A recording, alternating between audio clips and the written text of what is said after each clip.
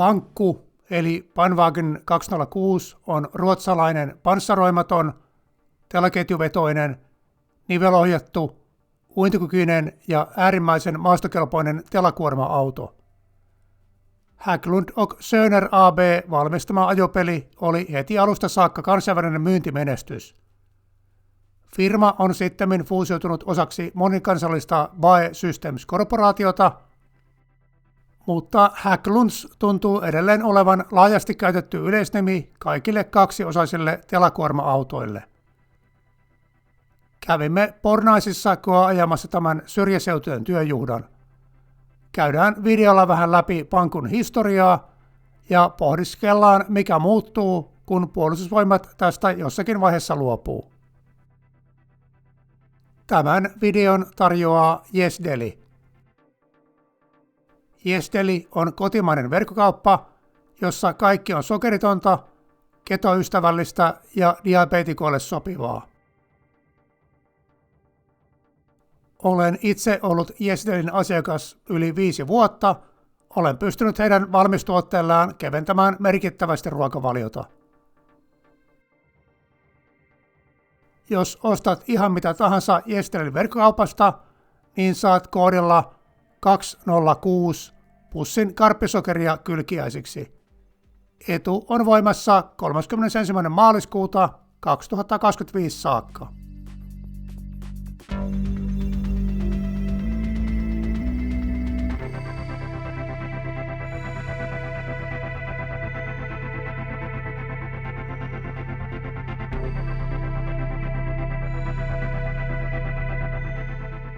Koeajo on tietenkin suoritettu Pornaisissa Milsafarilla.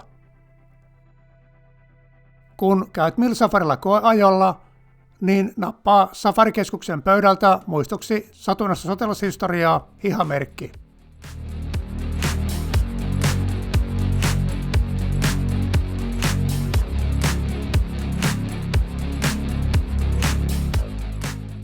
Kylmän sodan aikana Ruotsissakin etsittiin ratkaisua armeijan maastoliikkuvuuteen. Vauras maa siirtyi Suomea varhaisemmin hevosista konevoimaan, mutta sen ajan kuorma-autot olivat aika kömpelöitä. Isoja, kalliita ylläpitää ja maastokelpoisuus tarkoitti korkeintaan metsäteitä. Sukset, polkupyörät ja traktorit oli melkein yhtä isossa roolissa kuin Suomessakin. Tiestön ulkopuolella liikkumiseen tarvittiin telaketjuja, etenkin talvella. Ruotsalaisilla oli hyviä kokemuksia USAn ylijäämävarastosta ostetuista M29 Wiesel lumiajoneuvoista. Sen ruotsalainen mallinimi on Panwagen M48, mutta tunnetaan myös tyyppinumerolla 201.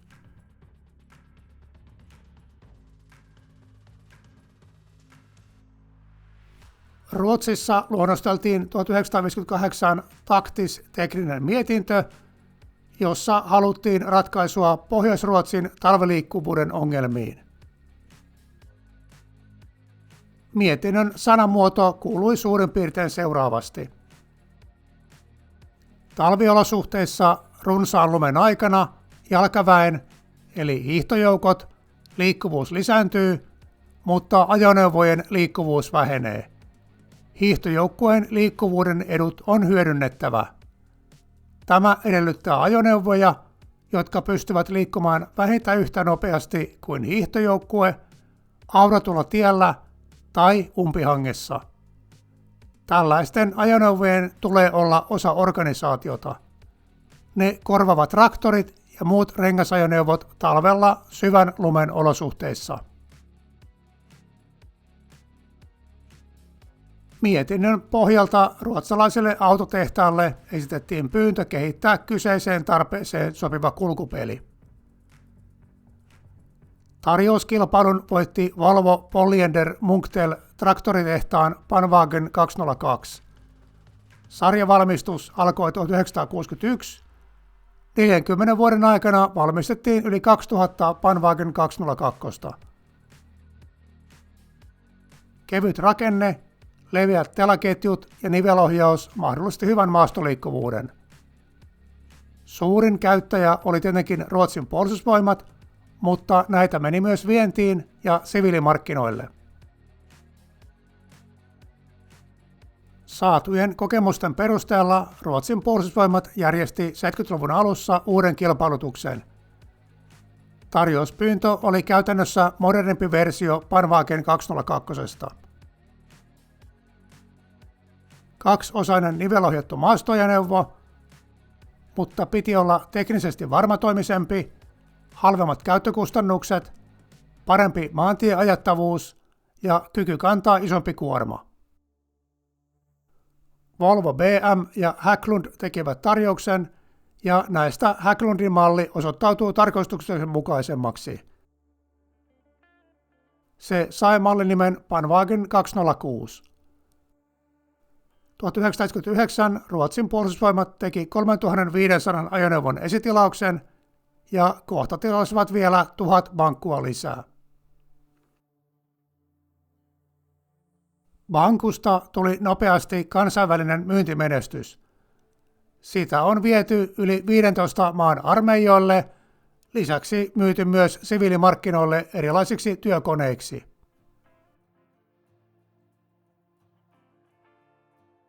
Sivuhuomio. Ruotsalaisten tapa nimetä ajoneuvot juoksevalla tyyppinumerolla on lievästi hämäävä. Eli nauhavaunut Panwagen 202 ja 206 ovat ihan eri tehtaiden tuotteita, vaikka tyyppinimi ja ulkoasu muistuttaa toisiaan. Ja varhaisempi 201-malli eli Panwagen M48 ei ole edes ruotsalainen, vaan Made in USA.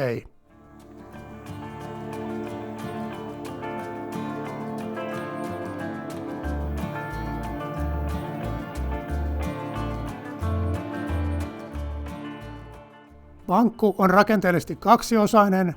Tuo takimainen koppi ei ole erillinen perävaunu, vaan osa kokonaisuutta. Siinä on 4 vetävää kumista telaketjua. Moottori on etummaisessa vaunussa. Voimansiirto takakopin telolle tapahtuu kardaaniakselilla. Ohjaaminen tapahtuu vaunujen välissä olevaa hydrostaattista niveltä kääntämällä. Rakenne mahdollistaa todella ahtaista väleistä pujahtamisen. Ajajan ei tarvitse mutkissa peileistä seurata perän oikaisua, sillä pankku kulkee käytännössä yksiä jälkiä pitkin tiukassakin käännöksessä. Tuo Hägglundin insinöörien kehittelemä keskinivel on kuin joku teknologinen taideteos. Siinä ei ole kovin montaa liikkuvaa osaa ja toimii kuin junan vessa.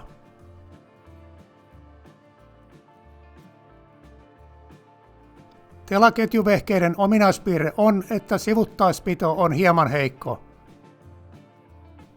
Eli metsäajo vaatii sen verran huolellisuutta, ettei luisuta pankkua jonkun puun ympärille jumiin. Esimieheltä tulee kuulemma kiukkuista palautetta, jos valtion puita joudutaan pankun irrottamiseksi kaatamaan. Etu- ja takahytin kuori on lasikuitua, eli se on täysin panssaroimaton. Suojauksen puute onkin pankun suurin puute sotilaskäytössä. Toisaalta suhteellisen kevyt rakenne ja leveät telat tarjoavat todella alhaisen pintapaineen, eli pankku kulkee kevyesti paikoista, jonne muilla ei ole mitään asiaa. Myyntiesitteen mukaan kuskin lisäksi etukoppiin mahtuu 5 jääkäriä ja takatilaan 11 lisää. Tässä alkuperäisessä pankussa on Fordin bensamoottori. Se on tehonsa puolesta riittävä, mutta ajaminen tapahtuu lievillä ylikierroksilla. Vaihteistona 4-portainen automaattilaatikko ja siihen alennusvaihteet. Voimapakettia on päivitetty paljon vuosien varrella. Suosituimpia ovat olleet Mercedes-Benzin ja Steyerin dieselmyllyt. Tämä pystyy vetämään peräkärryä, mutta ei mahdottoman isoa kuormaa. Jousitus on yksinkertainen. Teli makaa poikittaisella lehtijousilla, lisäksi jokaisessa telipyörässä on kumijousitus. Pankussa on todella panostettu huollettavuuteen. Kaikki tarpeellinen on helposti käsillä. Moottori sijaitsee ohjaamotilassa ajajan vieressä. Kopan saa helposti auki korjauksia varten.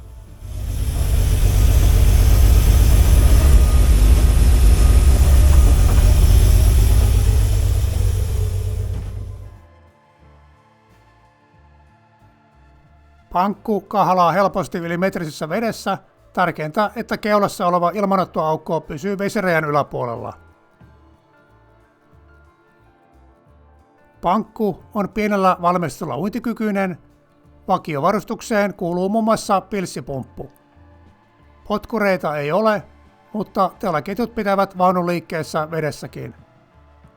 Nopeus ja ohjattavuus vedessä on aika vaatimaton, eli soveltuu korkeintaan pienehköihin vesistösylityksiin hyvällä säällä. Kertoman mukaan kannattaa varoitua, että jalat ainakin kastuvat. Vettä tihkuttaa enemmän tai vähemmän ovien tiivisteistä lävitse. Kahlauskykyyn liittyy erikoisuus, että molempien hyttien lattia on vesitiivis ja pohjassa on avattava propu. Sisätilat voi kätevästi pestä vaikka painepesurilla.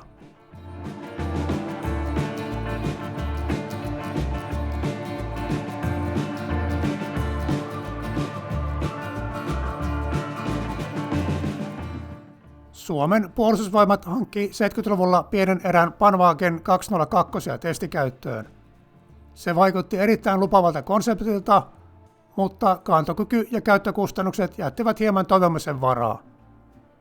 Panwagen 206 tilattiin 80-luvun aikana yli 350 kappaletta. Pankut ovat tietenkin laajimmin käytössä korpiseutujen varuskunnissa, mutta jonkin verran myös Etelä-Suomessa. Päätehtävä on ollut jääkärien ja huollon kuljettaminen, mutta myös joitakin erikoisajoneuvoja. Suomessa oli haluja saada Panwagen 206 lisenssivalmistus Suomeen, mutta kun ne neuvottelut eivät edenneet, niin 1980-luvun lopulla Sisu-autolta tilattiin hyvin samantyylisiä nasuja. Suomessa pankut ja nasut eri versioineen ovat palvelleet rinnakkain. Tela-kuorma-autojen kuljettajat saavat peruskoulutuksen kummallakin kalustolle ja vasta lopullisessa palveluspaikassa erikoistuvat jompaan kumpaan. Yleinen kuskien mielipide on, että nasun etu on isompi koko ja tehokkaampi moottori, mutta pankussa pienet yksityiskohdat on mietitty huolellisemmin.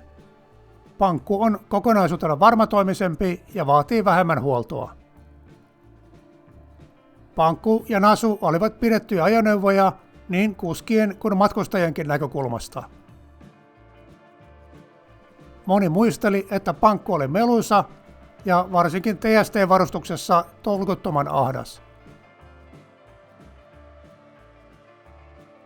Mutta kuitenkin mukavin kyyti, mitä jääkäri voi selkosella saada. 2000-luvun aikana nasut ovat hiljalleen vaihtuneet pankkuihin. 2010-luvulla tehtiin muutama isompi ostos. Ensin kevyesti panssaroituja Panwagen 308 ja sitten Norjasta yli 100 sikäläistä PV206-versiota.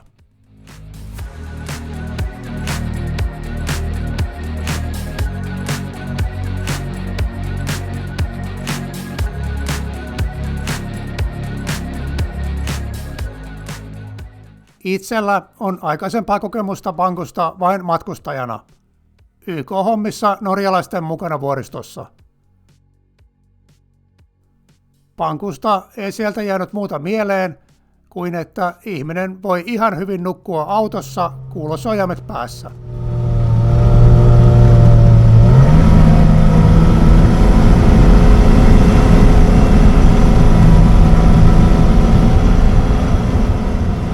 Sisätilan meteli liittyy siihen, että konekoppa on tuossa ajajan ja apumiehen välissä.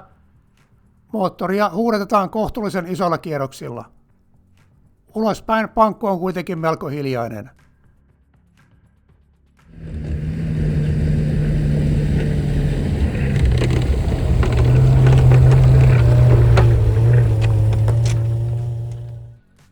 Ajajat kertovat, että kuolosuojaimia tarvittiin lähinnä maantieajossa. Pankun hallintalaitteet on tosi helppoja, rattiohjaus ja automaattivaihteet. Nivelohjaus on vähän tunnoton, mutta ei maastossa mahdottomasti haittaa. Ohjaamo on sisämittojen puolesta tilava, mutta keskellä oleva konekoppa vie paljon tilaa. Erityiset kehut sisätilan lämmittimelle, tuli jopa kuuma. Pankun takakoppi on ehkä hieman tilavampi kuin Nasussa. Ainakin tämä sisäänkäynti on vähän helppokäyttöisempi. Tällainen maastoajo on erittäin mukavaa.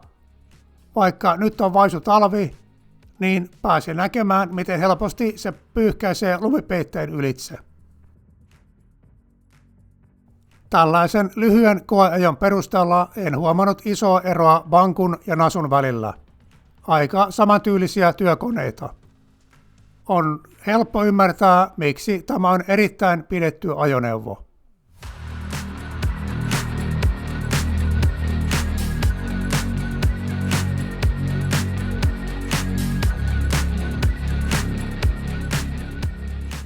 Puolustusvoimilla on menossa projekti nykyisten telakuorma-autojen uudistamisesta. Ensisijainen tavoite on parantaa omasuojaa ja marssinopeuksia. Päätöksiä uudesta kalustosta ei ole vielä tehty, mutta esitän ihan yleisellä tasolla pohdintoja telavehkeiden runkorakenteen ja panssaroinnin vaikutuksista sotilaskäyttöön. Tekojen korvaaja tulee lähes varmasti olemaan ainakin kevyesti panssaroitu, aika näyttää miten tukevasti. Runkorakenne on vielä hakusessa, ehdolla on sekä kaksiosaisia nivelohjattuja ja perinteisempiä yksirunkoisia vehkeitä.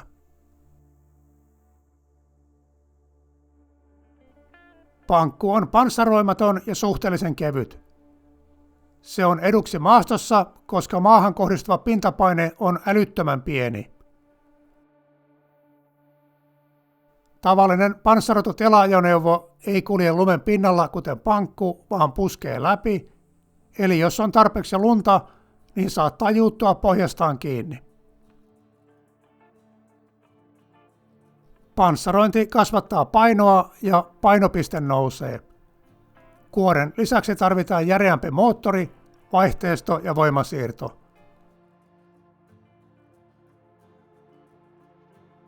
Lisäpaino kasvattaa myyntihintaa, polttoainekulutusta ja huollon tarvetta. Jos halutaan sama pintapaine, niin telaketjujen pinta-alaa pitäisi jotenkin kasvattaa. Panwagenista on tehty suojattuja ja panssaroituja versioita. Ne ovat vähintään tonnin painavampia ja parikymmentä senttiä leveämpiä. Niillä pääsee ihan hyvin maastossa, mutta pintapaine on moninkertainen vanhaan peruspankkuun verrattuna. Myös kuorman tai kyydissä olevien jääkärien määrä on pienempi. Kaksiosaisessa rakenteessa ja nivelohjauksessa on myös etunsa ja haittansa. Pankku pujahtaa todella ahtaista väleistä. Jos keulan saa johonkin ujutettua, niin peräosa tulee samoja jälkiä pitkin. 4 lyhyttä telaketjua on helpompi säätää ja huoltaa kuin 2 pitkää, ja jousitus on yksinkertaisempi, koska ajoneuvo itse joustaa keskinivelestä. Haittapuolena kääntösäde on todella iso. Pankkua ei voi pyöräyttää paikallaan kuten panssarivaunua. Arkikäyttö on vähän hankalaa, kun ei ole yhtenäistä lattiatilaa. Kuljettajat kertovat, että välillä pankun lastaaminen on kuin Tetristä pelaisi, täytyy pähkällä, miten saa tavarat parhaiten jaoteltua etu- ja takakoppiin.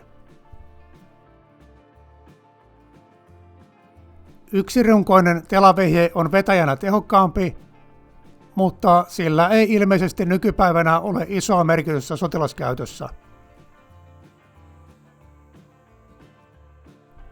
Yksirunkoinen on selkeästi vakaampi maantienopeuksissa. Pankku on hankala ajaa ihan suoraan, se väkisinkin vähän seilaa edestakaisin. Metsäteellä ja maastossa sitä ei huomaa, mutta korostuu, jos vauhti nousee yli 50. Panssaroidut ajoneuvot ovat tietenkin raskastekoisempia, joten voi toimia järeämpien aseiden aselavettina. Tämä korostuu erityisesti yksirunkoisissa, koska painopiste on alempana, ovat suhteessa leveämpiä ja matalampia kuin nivenohjatut.